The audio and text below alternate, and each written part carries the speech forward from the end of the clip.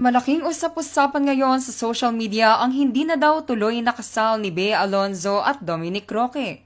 Ito ay sa kadahilan ng ilang araw nang nakikitang hindi suot ni Bea Alonzo ang kanyang milyones na engagement ring na siyang ibinigay ni Dominic Roque. Gusot sa pagitan ni Bea at Dominic, lalong lumalala ayon sa report. Ito ang buong storya.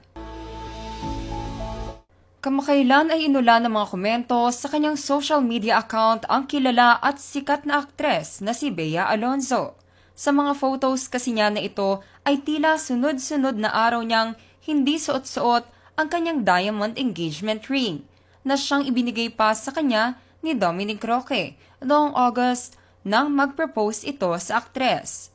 Sa larawan na ito ay lantarang ipinakita ni Bea na wala na sa kanyang kamay ang nasabing engagement ring at ikinabahala naman ito ng kanyang mga fans at supporters.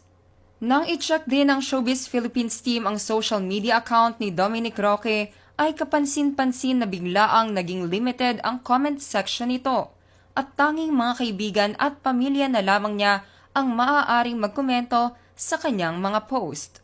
Makikita din na ang huling post nila sa kanilang social media account nang magkasama ay ang kanilang Japan trip. Naging malakas din ang kutob ng kanyang mga fans na on the rocks ang relasyon ngayon ni Dominic at Bea.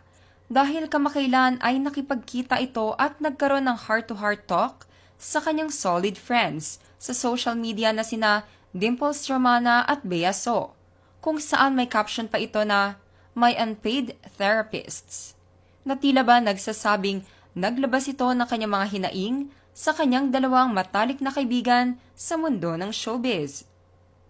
At isang linggo matapos ang post niya na ito, ay nag-post ulit siya kasama muli ng kanyang mga kaibigan na sina Dimples at Bea So sa isang event at finlaunt na ni Bea ang kanyang kamay na wala na ang nasabing diamond engagement ring.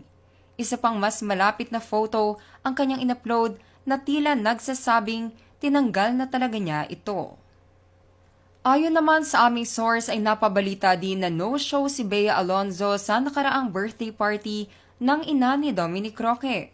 Kaya naman lalong kumalat ang balita na may posibilidad na hindi na nga matuloy ang kasal ng dalawa, ayon sa aming source. Pati sa nakaraang family gathering nila Bea Alonzo at kanyang pamilya ay makikita dito na hindi din present ang kanyang fiancé na si Dominic Roque. Ngunit hindi pa naman kumpirmado kung talaga bang hiwalay na ang dalawa o mayroon lamang kaunting gusot sa kanilang relasyon na maaari namang masolusyonan.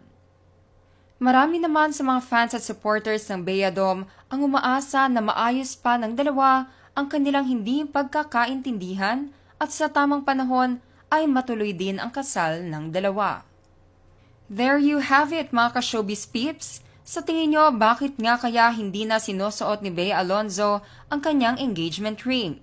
Tunay nga kaya nahiwalay na sila ni Dominic Roque o wedding jitters lamang ito?